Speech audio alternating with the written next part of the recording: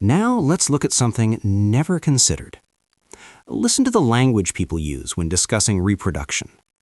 I want a baby. We're trying for a girl. I need someone to carry on my name.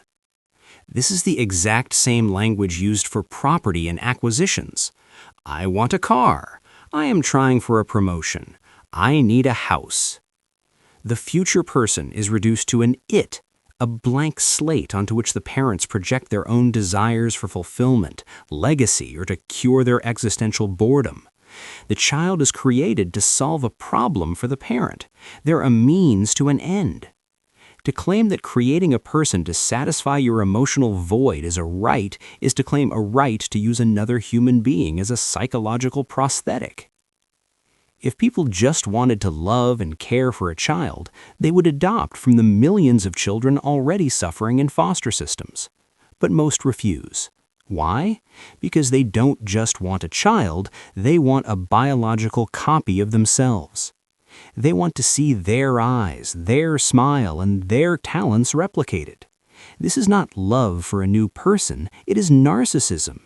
It is the desire to clone one's ego and force a new consciousness to carry the burden of that ego.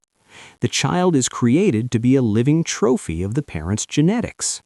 If the parent does not want the fetus, they invoke bodily autonomy to say the fetus has no right to use their body. The fetus is treated as a parasitic invader. If the parent does want the fetus, it's suddenly a sacred miracle. What does this tell us? It tells us that the moral value of the child is entirely dependent on the parent's subjective desire. The child has no inherent standing. If they are desired, they are a gift. If they are undesired, they are a trespasser. The child is a literal object whose value shifts based on the whim of the creator. They are not recognized as an independent entity with their own right to not be subjected to dependency. They are simply a property being assessed for its utility to the owner. Imagine any other scenario. Imagine creating a sentient AI or a genetically modified animal solely to perform a task for you, knowing that the creature will suffer and eventually die as a result of its existence. We would recognize that as unethical.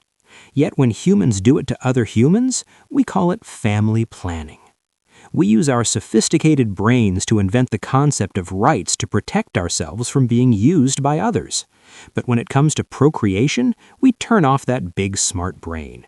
We regress to a primitive animal state of I want, and then we use the language of rights to defend our right to treat the next generation as objects. The right to reproduce is actually the right to commodify. It is the permission we give ourselves to create a person without their consent, force them to endure the guaranteed hardships of life, and expect them to be grateful for it, also we could feel a sense of purpose or see a reflection of ourselves. The child is not important in the equation of procreation. The child is just the product. To call this a fundamental human right is to say that some humans have their right to be the masters and others are born merely to be the objects of their desire.